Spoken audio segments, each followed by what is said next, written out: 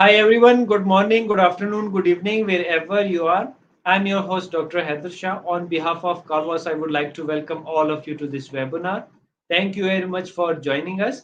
Today we have another very interesting topic, and I'm really honored to welcome and introduce our distinguished guest speaker who is going to talk about qualitative research methodology. In today's session, we will discuss the fundamental of qualitative research, exploring its significance, techniques, and applications. Our guest speaker will share his insights, best practices, and real world example, equipping you with the knowledge to conduct meaningful qualitative studies. Indeed, a very interesting topic, and I'm sure you will learn a lot from this session because we have an expert with us in today's this session. So stay tuned because an amazing stuff are coming ahead in this session. So before we start, I would like to thank Kalwas for arranging such enlightenment sessions for their support and providing us such a wonderful platform. The aim of Calvas is to give you the opportunity to connect and interact with world renowned speakers, academic leaders, teachers, authors, experts, researchers, professionals, and businessmen to learn from their experiences, recommendations, and suggestions, which will create an impact and will enable you to learn and develop yourself in order to grow and transform individually, as well as to contribute to the in a positive way to the world. As our slogan is come, learn, and share knowledge. So today we have an amazing person as guest. He is well-known personality in academia, a person engaged in multiple activities simultaneously, contributing in various ways and having a vast and wonderful exposure. So let me introduce him formally. He holds a doctoral degree linguistics in 2016, Faculty of Cultural Science, Indonesia. His master's degree language and literature education in 2008, bachelor degree English language and literature 1995. Currently, he's a lecturer, researcher in the University UNIPMA, Indonesia, 1997 to present. He remained a director of the Cultural Studies Center as well as the Corporation and Public Relation Office. He remained the editor in chief of the Social Science Humanities Education and the other journal of a language transaction and on language and linguistic journal. He remained the reviewer and the conference chair on multiple conferences. He delivered multiple international keynote, plenary, and invited speaker speech to the different audience. And along with that, he has international verified certificates, licenses, along with the numerous research publication in the field. Last but not the least, he's a wonderful speaker, author, teacher, researcher, professional, and above everything, a great human being. So please help me in welcoming our guest, Dr. Sigit Ricahyono. Welcome to the Calvas platform, and thank you very much for joining us, Prof. Thank you, Dr. Haider. It's really an honor for me to be here. Thank you very much for inviting me. I'm ready to share my experience regarding research. Yeah, wonderful. And it's really pleasure to have you with us and looking forward for your wonderful session and waiting for the wonderful insights shared by you. So a gentle reminder to the audience that Prof will be presenting and he would leave time for question answer session. If you have any question, you can write in comment section or you can email us at info@callwas.com. So over to you, Prof. Thank you very much. Okay. Thank you, Doc. Good evening, good morning, good day, everyone who attends these presentations. Well, ladies and gentlemen, let me talk a bit something about this. This is a part of my PhD project. My PhD project is about compliment paying and compliment responding in Japanese. And I do this from the perspective of cultural discourse analysis. Therefore, for this, I take the title Doing a Cultural Discourse Analysis on Japanese Compliment Paying for such CP across gender. Thank you very much, Dr. Haider Shah. This is again an honor for me to accept your invitations. What matters most for us in today's digital world is that we are interconnected, and the interconnections should make us bigger by collaboration, academic collaborations. Right, ladies and gentlemen, this is the title, Doing doing a cultural discourse analysis on Japanese compliment paying across gender. This is a qualitative research by nature. This is the way I organized today's presentation, everyone. First of all, I talk about introduction and then the method, the results, and the conclusion. Four steps.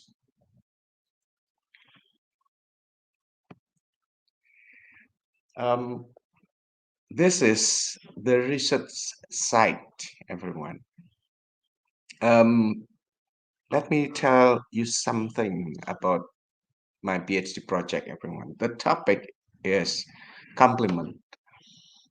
Um, at the first time when I consulted my supervisor, um, there are options for me. The topic remains complements by Japanese. First of all, is complement.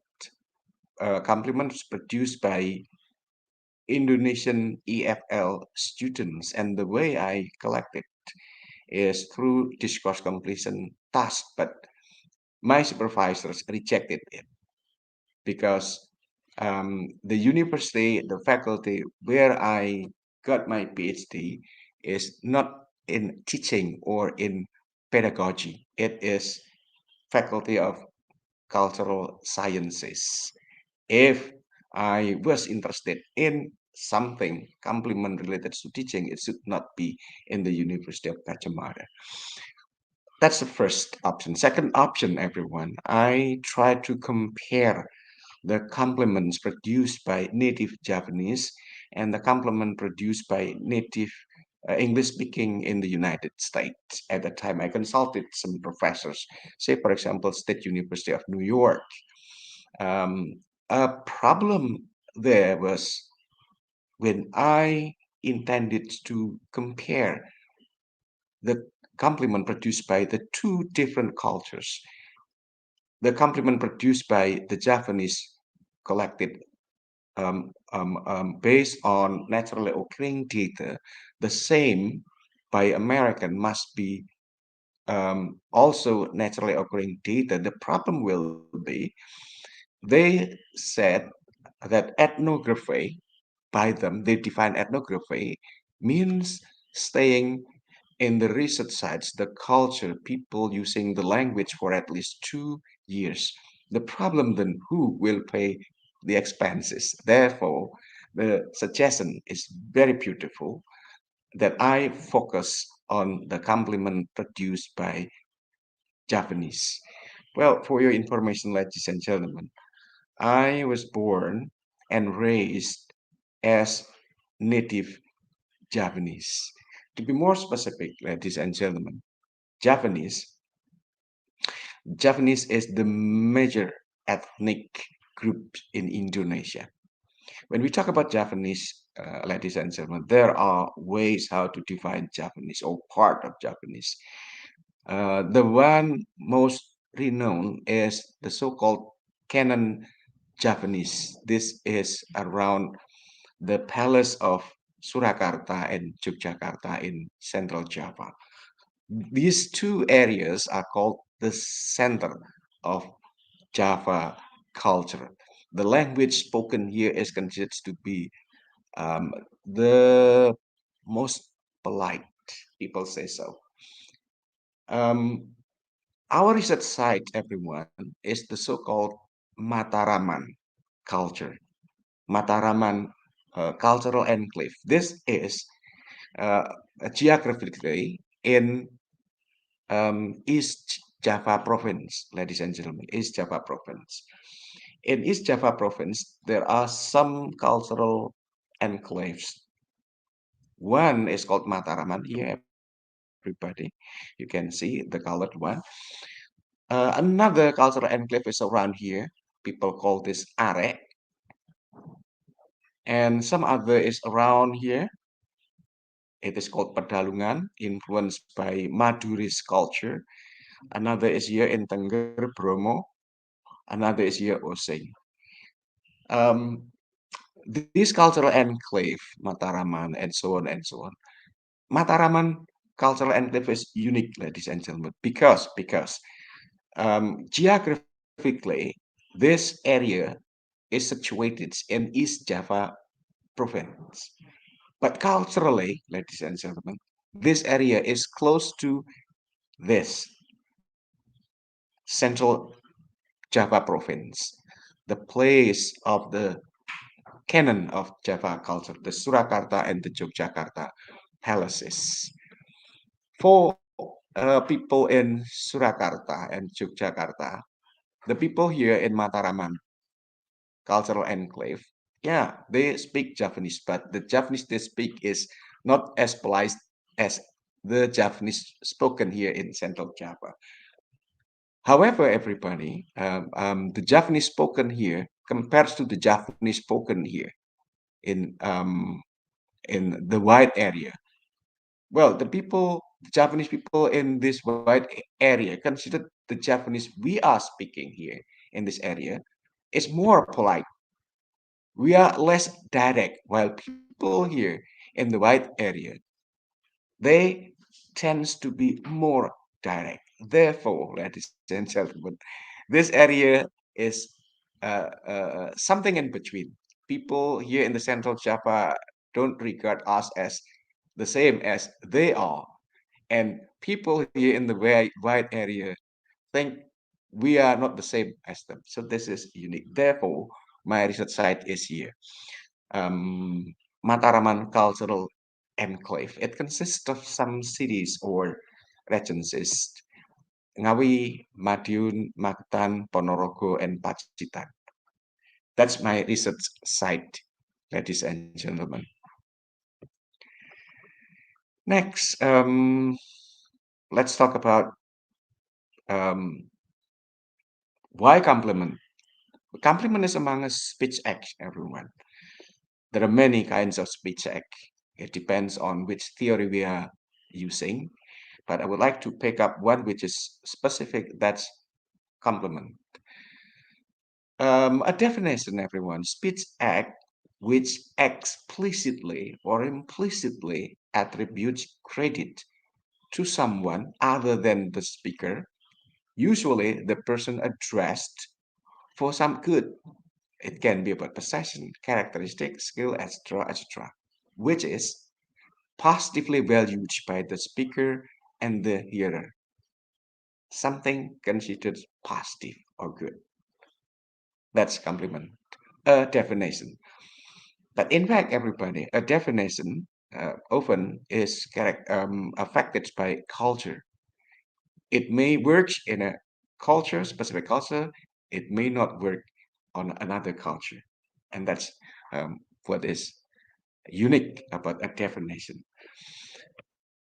Another definition: compliment normally attributes the valued good to the addressee, the people we are talking to. And even when a compliment apparently refers to a third person, this is specific for high context culture like us living in Asia, everyone. It may well be indirectly complimenting to the addressee. So complimenting seems to be uh, direct to the person we are talking to. At times, it can be through a third person, but even though it seems at least through a third person, it is indirectly referring to the addressee. Interesting, a definition of complimenting. If we follow the above definition, it doesn't completely work in the culture um, we are living, Japanese, which belongs to high context culture. I think Asian countries belong to this too. Next, everyone, cultural discourse analysis, cultural discourse approach. Some notion. Cultural discourse approach views the intricate speech acts of complement and complement responses, but now I won't talk about responses. Next time, maybe, as a phenomenon of communication taking place and is affected by the socio-cultural context. phenomenon of communication taking place and is affected by the sociocultural context. The focus from these viewpoints of cultural discourse analysis is details of not only about the language, but also the details of the underlying works of culture and society.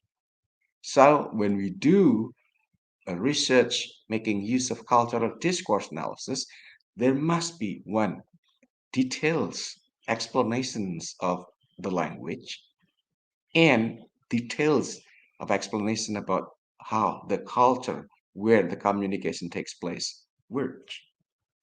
Details of language, details of culture. Second, everyone, compliment paying, of course, with compliment responding, often it cannot be separated. Data are collected naturally as they are used in daily interaction among the native speaker. And that's our data, everybody. It's naturally occurring as they are used in daily conversation by the native speaker, the Japanese in Mataraman Cultural Enclave, everyone. Second, if we use cultural discourse analysis, the data must be interpreted and understood as they are practiced in the native speaker's own way, through their own terms and through their own explanation. We cannot, people outside of the culture cannot interpret from the viewpoints of theirs. No. Therefore, everybody, point number two requires ethnography. We need to stay in the culture, get involved in their communication in order that we can make sure the data is interpreted and understood as they are practiced in the native speaker's own way, through their own terms and through their own explanations. Let's move to the next, everyone. So why compliment, everyone? Why compliment? The first time it caught my attention, everyone. I was not so sure that it is an interesting topic of discussion. Compliments, like, yeah, we take it for granted, simply take it for granted. People say, your mobile phone is great. That's daily conversation, and therefore it's taken for granted. But when I read literatures, it is something extraordinary and big. For the first, everyone, compliment is particularly suitable speech acts to investigate when comparing cultures. How a specific speech act, compliment in this particular case, is compared, realized in my culture and another culture. Therefore, my previous proposal of dissertation is comparing compliment produced by native Japanese and by English-speaking countries in the United States because of this. Why? Because it acts as a window through which we can view what is valued in a particular culture, for one thing. Another thing, complement topic reflect what is culturally considered admirable in a society. When we talk about the topics, what people in a given culture can compliment regarding the topic. Second, quoting from Delheim's 1962, languages differ greatly in patterns and norms of interaction. This is very interesting. This is culture specific. A single speech act may vary greatly across communities, and this applies for complement. What can complement in a given culture, say in Japanese culture, maybe not in another culture specific. Third, what counts as complement, the same everyone, may differ very much from one society to another. Wolfson, 1981. And last of all, Complement and responses to complements in other languages and other varieties of English have been researched as well and revealed a number of discrepancies in complementing behavior across culture. So this is very interesting, everyone. When we compare complement across cultures, the result is um, um, um, it's different. Very interesting. Therefore, to do research on the realization of complement across cultures. Now you are learning realization of complement in Japanese culture. Still, why, everyone? Although terms of complementing exist in Indonesian, this is a statement, everyone. Native speakers feel that they occur relatively rare, and that's the fact when I went to the field, and usually only among educated who have been exposed to Western custom. Rural people rarely employ this speech act, and I found that's the fact when I went to the field. Everyone, it's very difficult to collect the data from naturally occurring talks. Second, speech communities are different in their rules of speaking because the same speech act, such as the act of complimenting, expresses or reinforces different set of norms, values, expectation, attitudes, and belief. Kejasani 1994. Now let me talk about the theory, ladies and gentlemen. This cultural discourse approach, cultural discourse analysis by Carbo. The way I do this is through the so-called thick description, Geertz 1973, or another term which is similar to this is onion peeling, entrepreneurs. Just like onion peeling, onion consists of layers, everyone. So our job is to uncover the innermost. To find the innermost, we have to peel the outer, and so on and so on. Finally, we come to the innermost. When doing the thick description, onion peeling, we have to pay attention to the two kinds of layers. The first layer is about details of the language. When we talk about the details of language, my dissertations, the text or the transcripts of conversations or dialogues containing complement, um, branches of linguistic, I applied the semantic because here we deal with um, word class used, such as noun, verb, adjective, and so on and so on. What kind of word class commonly used by Japanese? Syntax. Complement is also interesting in terms of how it is realized from the viewpoint of clauses, the structure in terms of clauses. Yeah, at least morphosyntax, later everyone. And then pragmatic.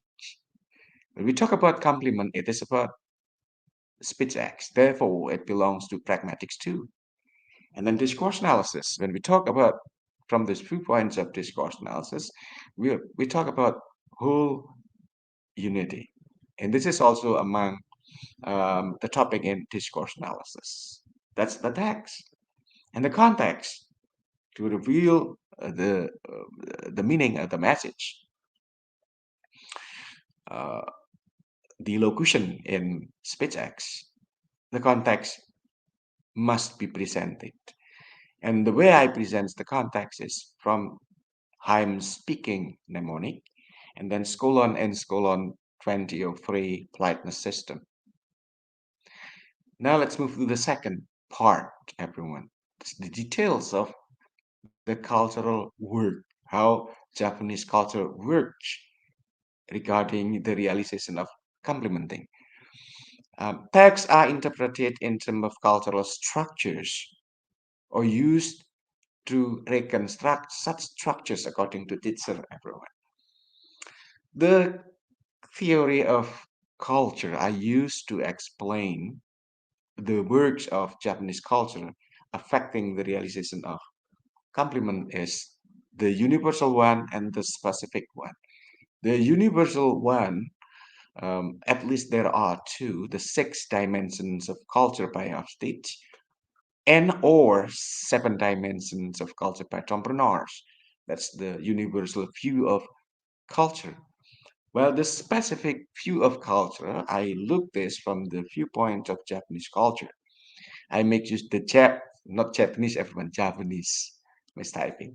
Japanese norms of language propriety by Professor Pujo Sudarmo and Mulder 1970 plus Magnus Suseno. So everyone, the details of culture, I uh, approach this from the universal view as well as from the specific view one.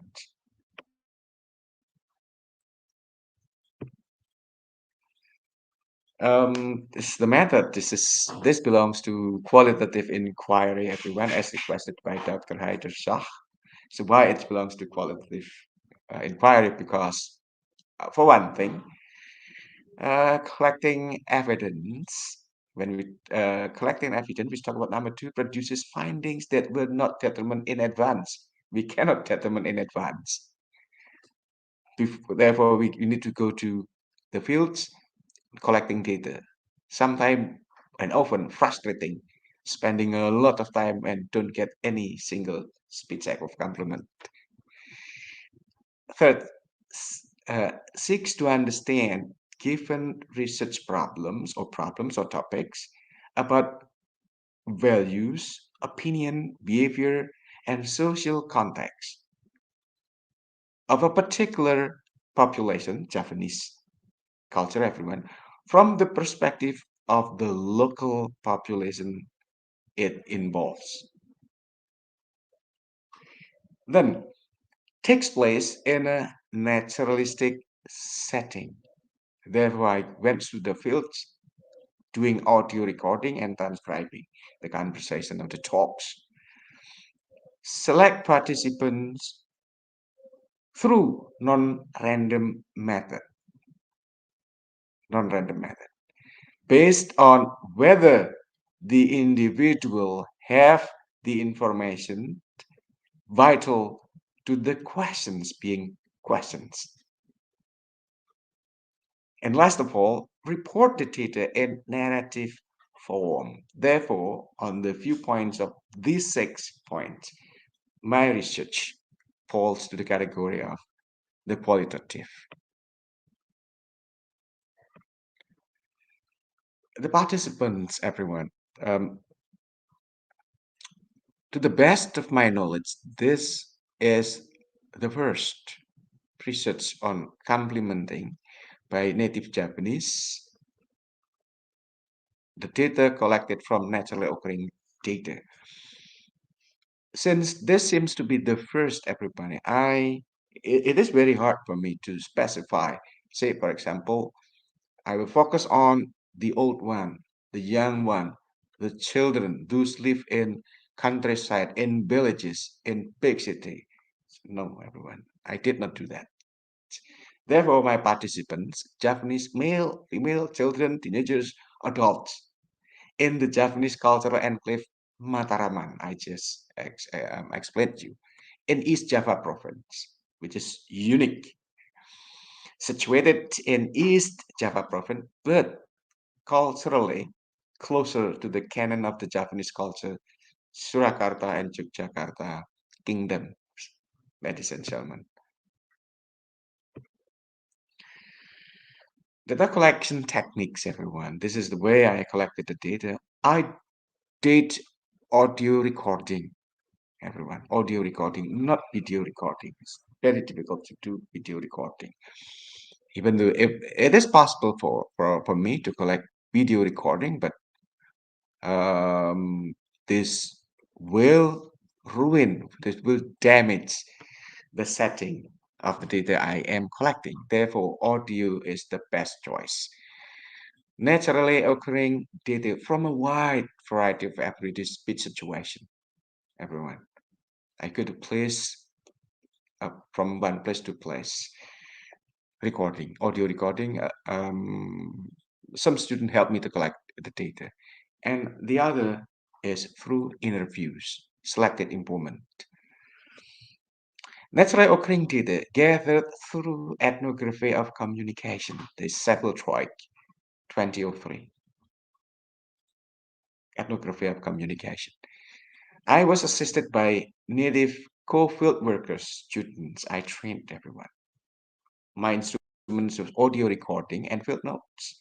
Field notes are very important to collect the data regarding the participants involved in the communications. Participant one, who are they? Who is he? Who is she? And so on and so on. Transcription. There are ways of to do transcription, and among which is the one developed by Stubb et al. But I'm not completely applying the one suggested by Stubb et al., ladies and gentlemen. But basically, transcribing is a must. And then in-depth interview to selected informant. Who are my informant? First of all, is academia, the professors, expert of Japanese culture. That first. Second, everyone, um, the elders, those who live Japanese cultures, and then native Japanese people, be they um, children, say students, teenagers, or adults. So these are my informants.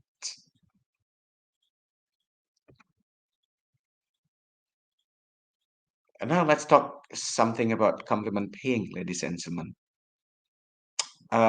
Mostly, compliment is about appearance or attire and performance, ability and skills. Low percent on personality or possession. So these are talking about topics of compliment. What people can compliment in a given culture. It can be about appearance, performance, ability, about personality, about possessions, among the topic of compliment.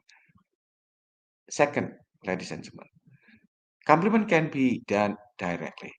Say, for example, I think you do really nice work and generally blah blah blah. Okay, for example, you look nice rather than indirectly. Professor Keller said you do really nice work and specifically blah blah blah.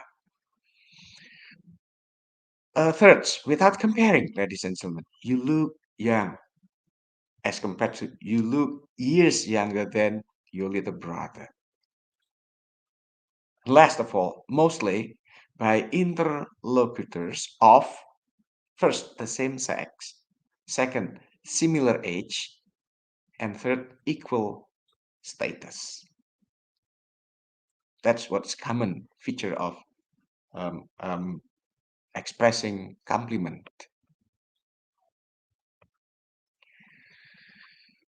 Now let's have a look at Barloon and Araki, 1985, US and Japanese. American exchange compliments more often than Japanese do. Say, this may represent Americans to represent low context culture. Japan represent high context culture as most Asian do. American more often exchange compliments in close relations, which is not the case for Japanese. Japanese less frequently exchange compliments in close relations, more often on distance one. It's quite different. Let's have a look at Matsura 2004 Americans and Japanese. American more willing to exchange compliments among family members. Females more willing to do compliments than males in terms of gender. Compliment is important custom for Americans, not for Asian, for Japanese at least. Japanese difficult to exchange compliments. That happens to me. It's difficult to collect data from naturally occurring data. More willing to non-family members. Japanese got subtle outside, then family members uchi inside. They think they should be more polite to non-family members. Culture works here, everyone.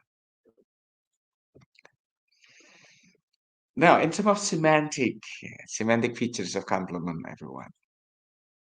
Basically, compliment contains words of positive values. Therefore, say for example, you Fu Hui 2007 found positive semantic evaluation for Wolfson. Wolfson, for example, 1983, two-thirds adjectival compliments, such as nice, 22.9%, good, 19.6%, pretty, 9.7%, beautiful, 9.2%, great, 6.2%. Holmes, for example, 1988, top positive adjective, nice, good, beautiful, great. So, in short, everyone, the realization of compliment from the viewpoints of semantic. Complement semantically is patterns because it's used specific word choice, mostly adjective, adverb.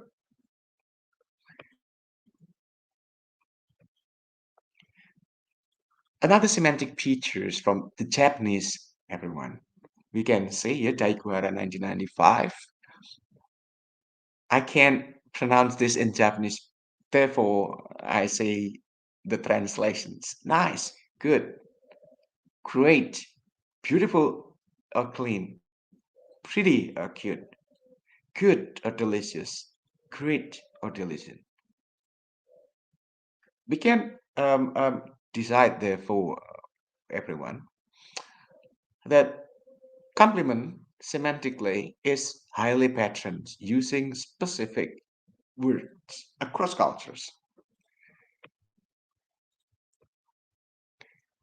Now let's see this from the viewpoint of syntax. This is the finding by Wolfson 1983. The structure is like this: noun phrase, then is or looks, maybe plus really, plus adjective. For example, that shirt is so nice. Second, I, maybe plus really, then like or love, plus noun phrase. So for example, I really like the shoes.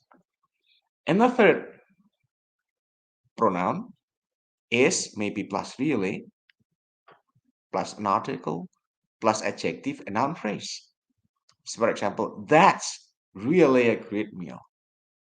This is syntactic realization of complement in English speaking countries.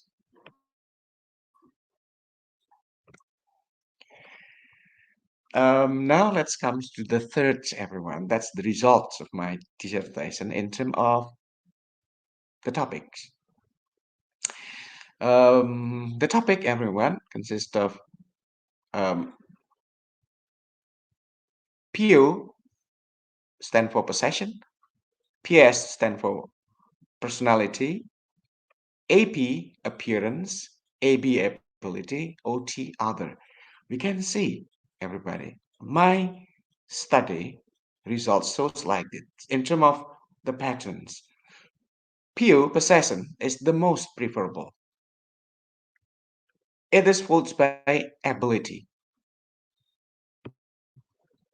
Possessions 37%, occurring 281. Ability, this one, 26%, followed by appearance, 21%, followed by personality, 11%, and others, 5%.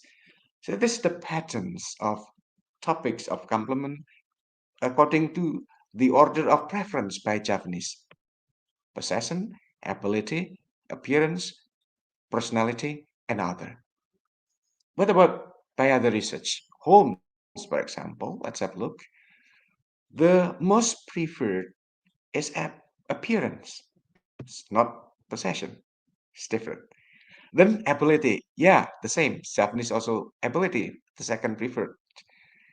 Possession, number three. But in Japanese, it's number one. Personality, it becomes the fourth, the same, and other the same. That's the realization of Japanese complement in terms of the topics of the complement. It's different from the one done by Holmes.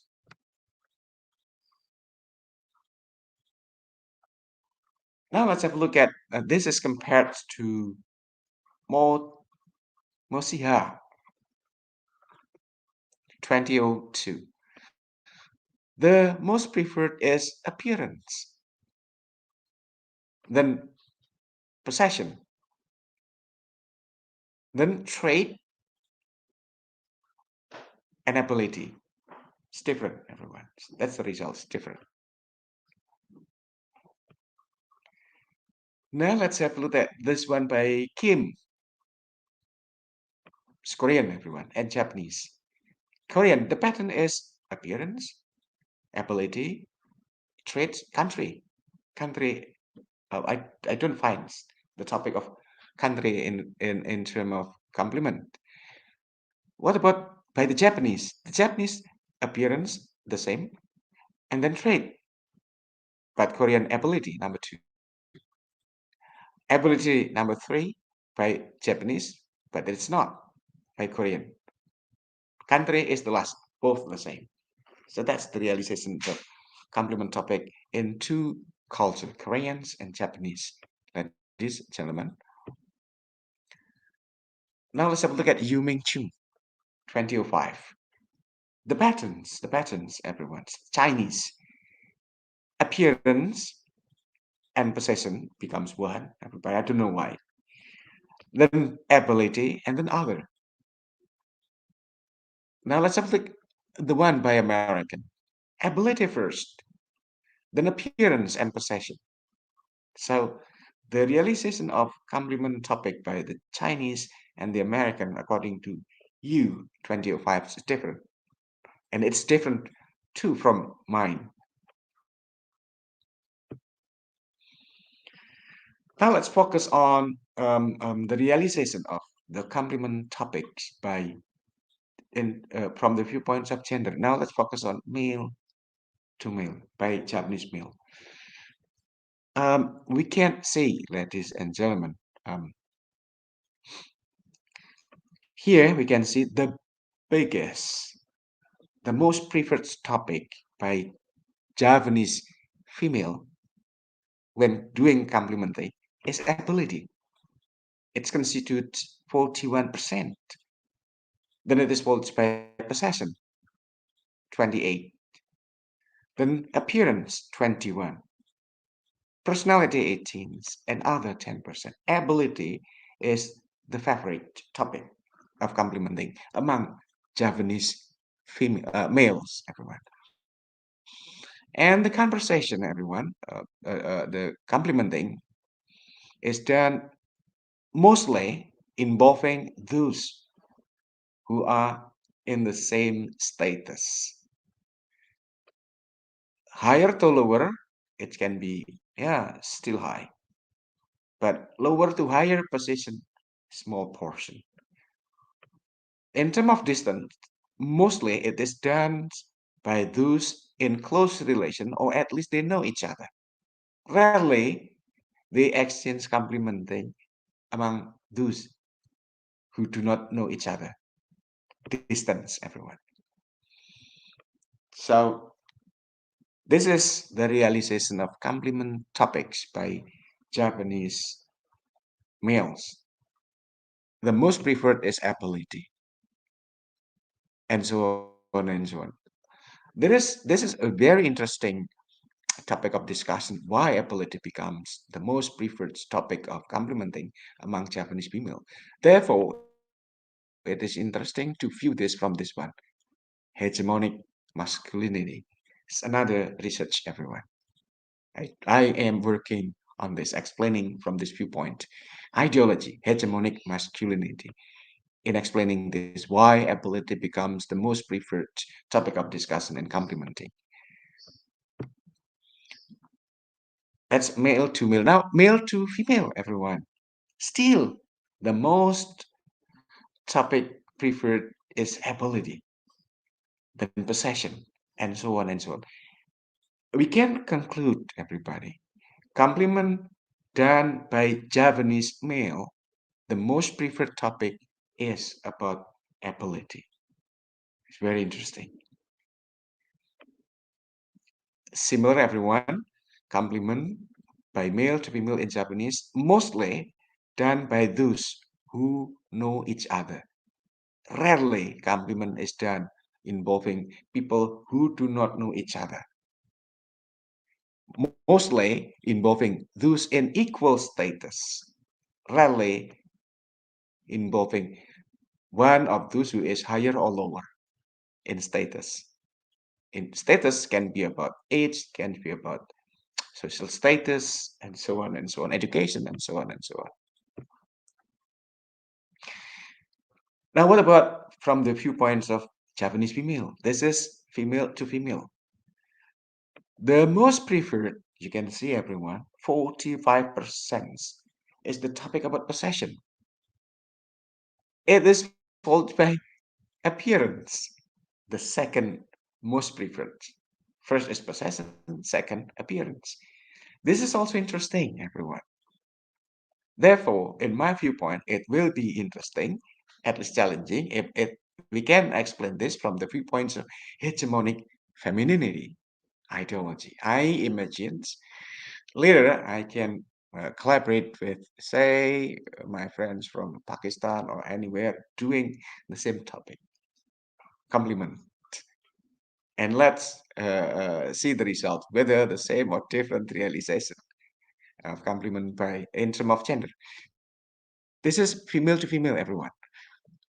Possession most, the second is appearance. And this is interesting from the viewpoints of hegemonic femininity. About ideology, critical discourse analysis. Female to male remain the same, everyone. Most preferred is about possession.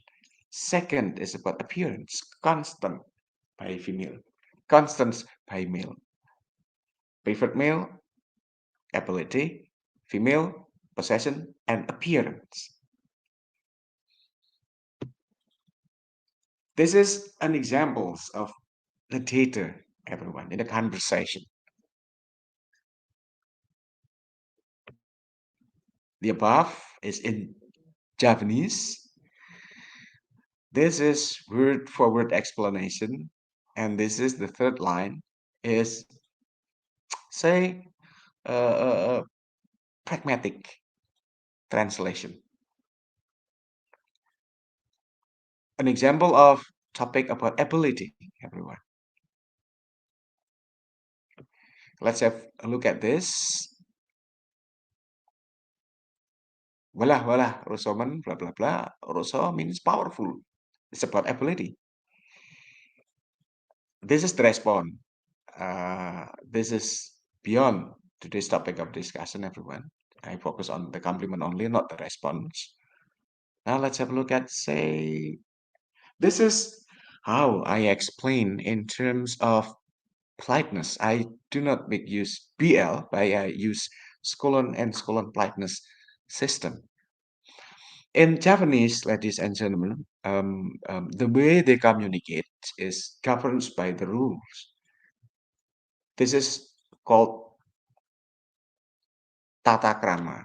Tata krama is the rule which govern the Japanese, how they should communicate with the same Japanese. Basically, in Japanese, we can divide into two, ladies and gentlemen. The polite language and the common language. The polite language is called kromo. This is similar to Wu language. And the ordinary language, the common language, in Japanese, this is called ngoko.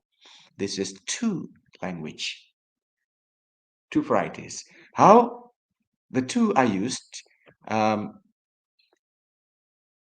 The krama language, the polite language, everyone, is usually used in the conversation which involve the lower to higher, or when the people involved in the conversation, they do not know each other. If they know each other, moreover, if they are in close relation, they use this one, the formal, the common one, the less polite one, the two language. Next, ladies and gentlemen. This is the way I explain the realizations from the viewpoint of pragmatic and semantics, ladies and gentlemen. This is why how I apply or explain the realizations of the Japanese language, which consists of two. I already explained to you, the polite one and the common one.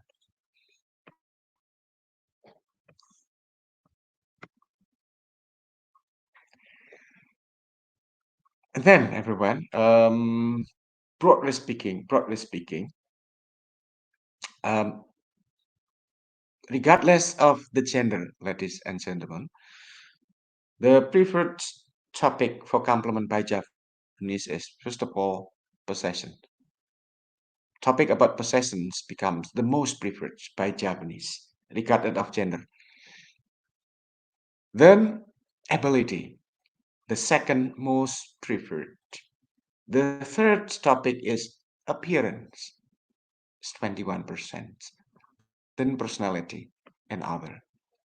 This result is the preference of topic of compliment by Japanese, regardless of the gender, ladies and gentlemen. Then there must be explanation why possession becomes the most preferred topic. It is in cultural explanation, everyone. Now, this is the explanation of culture. The finding that possession is the most favored in Japanese compliment topics can be explained in two different ways.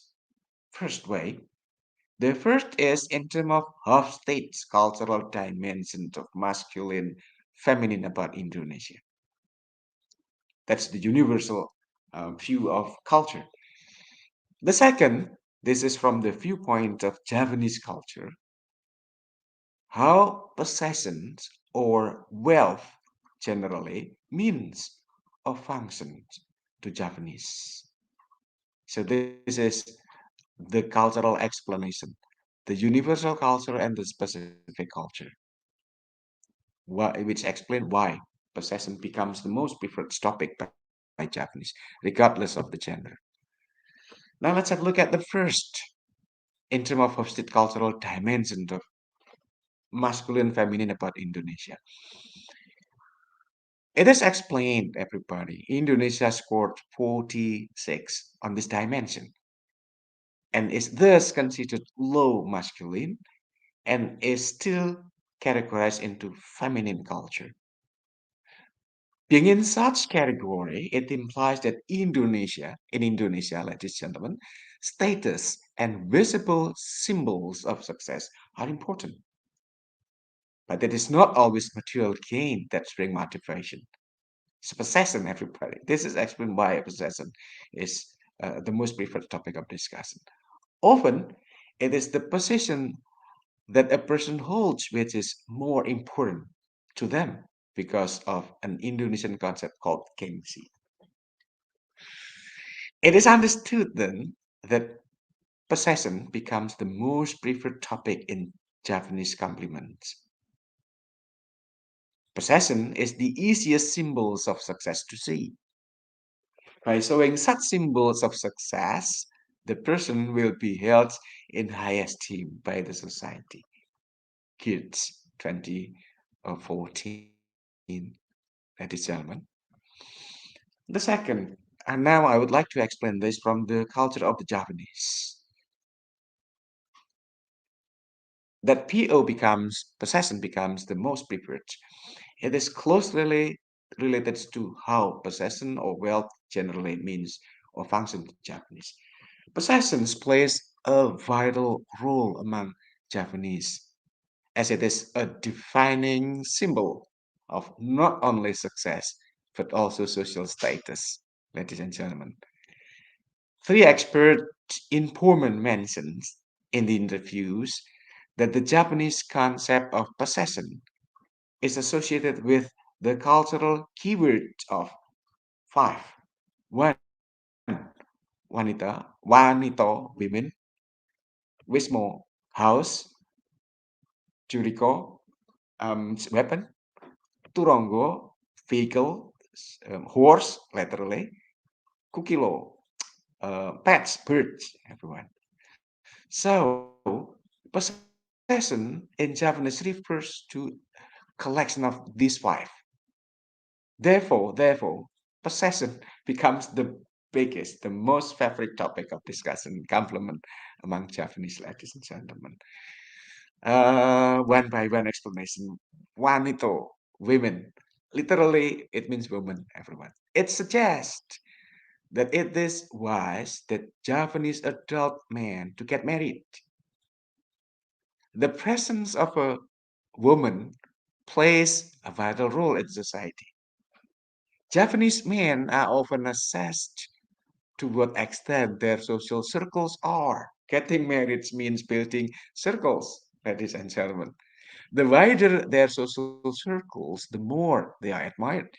That's traditional view held among the old one, not by the young one, ladies and gentlemen. For Japanese men, women can help to build their social networking or allies. This is terms in Japanese, bangun trah gede, building big networking. Um, and I would like to skip this one. Now is my house, everyone. Why? Um, well, Wisma refers to house. It is obliged for Japanese men who have got married to provide shelter for their wife and offsprings. So it is essential. Wisma is so essential. Wisma house is for Japanese families that it become a standard to weigh whether or not a man is really a man, a true man. In Japanese, this is called lanang tenan. So if you want to be called a true man, you need to provide shelter, house for your wife, your offspring. Wisma, Wisma then is, in short, a symbol of identity. Symbol or identity that a Japanese man is a true one. That's the cultural explanation, ladies and gentlemen. Now this is the called Grace Churiko, everyone. It is a traditional handheld sharp weapon. It serves twofold function. The first is that symbolically it communicates the social status of the owner. Chris, everyone, once was held by people in high rank in society, the nobleman, not the humble one. Formally, Chris is among highly valued possession among the highly member of society called wong gede in Japanese Latin German. Japanese traditional elite called priayi. Grace is luxury.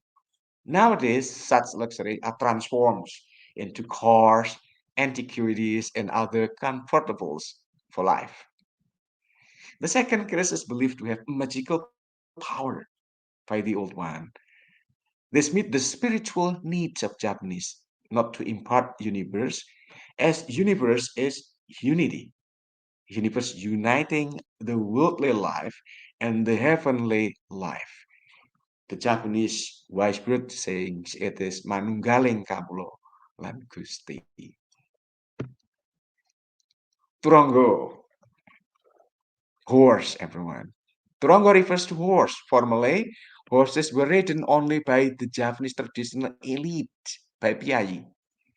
They were highly esteemed, and the horses they possessed and especially when they were writing, established their position or status as Wongedi, the elites, as opposed to the Wongchile lay people. Nowadays, ladies and gentlemen, turanga horses transformed into such possession as luxuries, cars, jewelry, apartment, electronic, and so on and so on. This one, pets, kukilo, literally birds. Birds are among most favorite pets for Japanese up to present days, ladies and gentlemen. Once, possessions of birds functions not only as hobbies or interests, but also, most importantly, as a means of symbolically communicating identity that the owners are priyaji or wongketi or the elites. These days, however, possessing birds seems to be only a matter of hobbies or interest or business for Japanese ladies and gentlemen. It seems I am close to the conclusion, everyone. Possession is the most favorite sport of compliment topic for Japanese, regardless of gender, ladies and gentlemen. The most frequent occurrence is due to the concept of possession held by the Japanese. The concept is associated with a very big topic that's wanita, women, wismo, house, churiko, weapon, turongo, horse, and kokilo pets. Possession in Japanese embraces a wide range of possession, not only in terms of material, but also spiritual. It is understood, therefore, ladies and gentlemen, that possession ranks the top in Japanese compliment topic. Thank you. That's all, ladies and gentlemen. Wow, Prof, thank you Dr. so Haider, much. that's all. Yeah, thank you so much for wonderful information and knowledge sharing with us. I love the way you explain it in a very wonderful way with a calm manner. That everything was coming out of your heart, and I was just looking at your slides and your explanation, the way you carried out this work, how hard work, how dedicated efforts you put in order to have that kind of output of research. I mean, brilliant work, and I really appreciate your commitment and dedication to the field. Thank you very This is much, a and I real love the example of compliment. A real compliment. real Thank compliment. you, But Doc. you, Yeah. yeah, you are the mentor of a compliment. What a nice study you have given. And I like the way you talked about the different high context culture, etc. Japanese. Really, that was a great thing to share. And now it's already time. So should we start with the first question, please? Because they Yeah, need sure, me. sure. Yeah. So let me just go Yep. to the first question, which is very interesting one, and they want to ask that, Prof, what are the some common misconception or challenges people face when approaching qualitative research? Yes, please. Um, a misconception of qualitative research, especially the old one, like the one I did. Qualitative research in old tradition is like what I did, everyone. Everything was done manually. We go to the fields, collecting the data through recording, whether audio, whether video, and then transcribing by myself, and so on and so on. But nowadays, it should not be such laborious anymore because nowadays there are software application which can help us a lot. Say, for example, Vivo or Atlas T, everyone. So if once people view that qualitative research is laborious, hard to do, time consuming, and of course money consuming, now it is not anymore. So don't worry if you want to consider qualitative research, even though everybody, when you do qualitative research, which is associated with going to the field, your hard work will be paid off. There are a lot you learn from why you go to the field. Seeing people is not easy to do, but it enlarges you as a personal, as a researcher. Collecting data is not easy, but it trains you that you should be a hard worker. Everything is not easy, but finally your work is paid off. So that's basically most common misconception about qualitative research. Qualitative research traditionally is associated with laborious work, time consuming, money consuming, and everything hard to do. Now it is not anymore, everybody, because technology helps us a lot. You can make use and Vivo, for example, Atlas Type, for example. So don't worry, be happy to choose qualitative research. Doc. Yeah, thank you very much, Prof. Really very interesting and I would say wonderful answer to this question. Yes, we do recognize that at your time when you were doing it, it was very hard. But nowadays, for a younger researcher, I believe they should thank the technology and the technological advancement that now it has made it very easy for them in order to carry out qualitative Exactly. research. Previously, it was very considered to be very difficult task, so now they can do it very Exactly. well. Yeah. So thank you very much. And now we have another very interesting question. They want to ask the what ethical considerations should researcher keep in mind when conducting Yep. Yep. qualitative study, Mm, especially when dealing with the human yep. subject? Good. Thank you. Very, very good questions.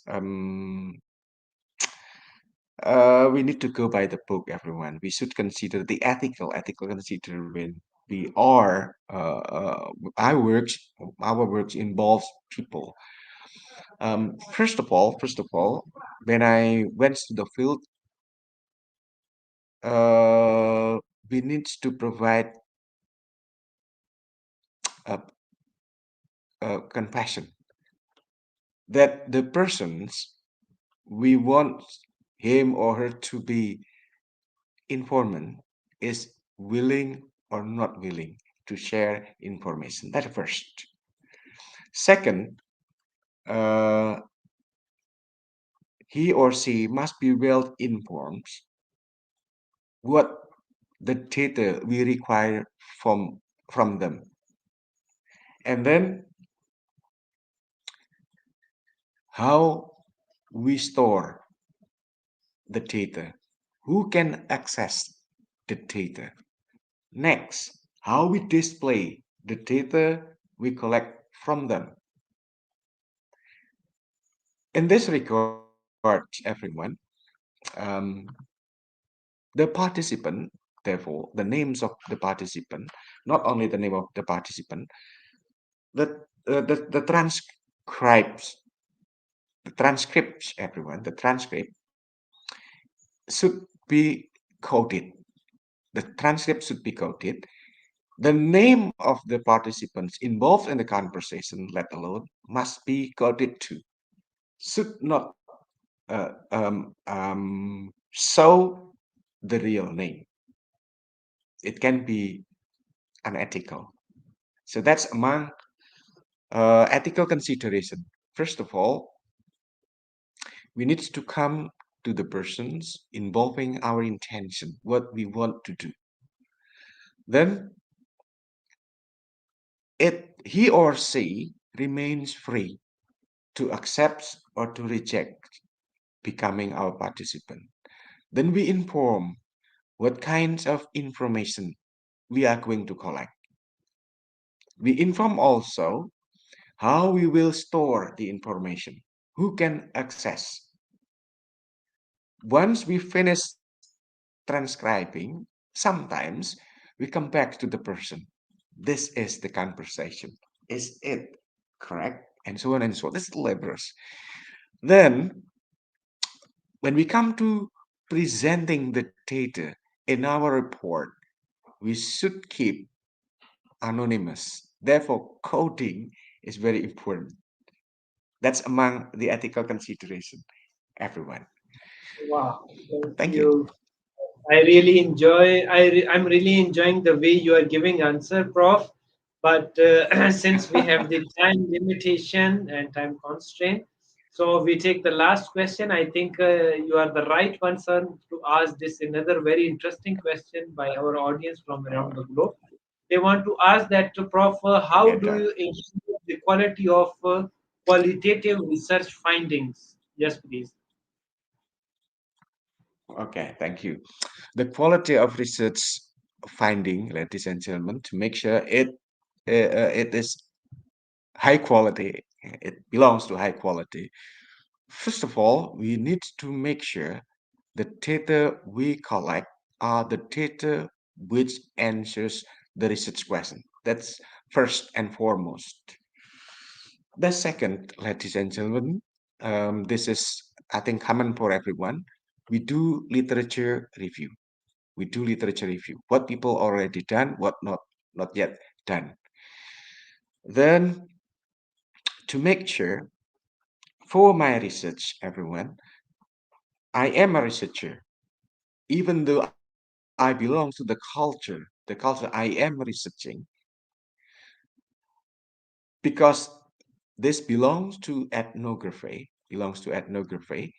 qualitative research, to keep the context remain as natural as it is very important. And it is also very important that the interpretation of the data not coming from my knowledge, it is coming from the knowledge, the use, the function of the people I am researching. Therefore, the data I am collecting, transcribing, I need to consult to the experts of linguistics in Japanese expert.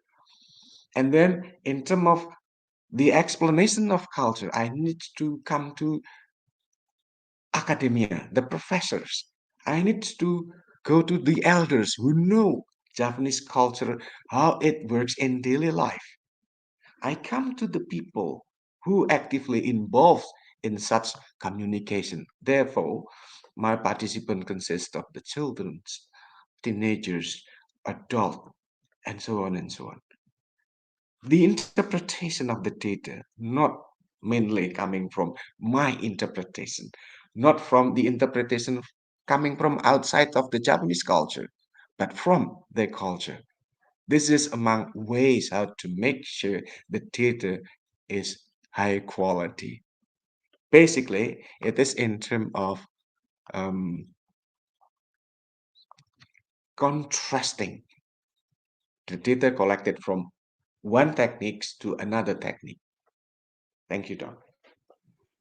Wow, Prof, really the way you are giving answer is tremendous, and I really enjoyed this session with you. The way you explain in each and everything and each and every slide in such a detail that everyone who is from the qualitative research, it will be very beneficial for them in order to get the real understanding. So, Prof, thank you very much. I enjoyed your content and the way you explain each and everything. And Prof, at the end of the session, we ask our each guest regarding their message to the world. So, Prof, what is your message to the world as a speaker, author, teacher, researcher, trainer, learner, educator? Yes, please. Thank you. Um, Dr. Haider Shah and everyone, ladies and gentlemen across the world. In today's digital world, everyone, that you are special, that you are expert, yes. I am expert, yes. We cannot do by ourselves. Networking, collaborating is a must. My expertise should be combined with your expertise, with their expertise. It become great. In our digital world also, everyone, it's easy for us to communicate involving people coming from different cultures. Now, for example, I am from Indonesia, Dr. Haider from Pakistan. We live in different culture. Yes, we communicate in English, but our culture is different. Therefore, we need to communicate with people coming from different cultures. We need to learn from each other, each other's culture. finally, we have to become interculturally competent, intercultural communicative competence. This is the world now we live, everyone. We're coming from different parts of the world, and easily at any time we can engage, we can communicate. Showing respect, learning each other is among the key for us to survive, to be great as academia. I look forward to do collaboration with you all everywhere. Thank you, Dr. Haider. Thank you very much, Prof. What a nice message you have given to the world. Network is your network. This is often we hear from the different people, and you have given a very nice phrase to it that you actually through collaborate we grow and we can achieve the success, which is a win-win situation. And I think mutual success is the real beauty, and we should contribute in a both way. That we should create a win-win situation for everyone. So very nice message you have given to our world. So thank you very much, Prof, and to the audience that do follow our distinguished guest speaker through his research work, and you can email him for future learning and guidance. He's very generous and always ready to help the people. Moreover, wonderful content and powerful explanation, which the great speaker has already elaborated, will help you to learn and develop your understanding regarding the qualitative research.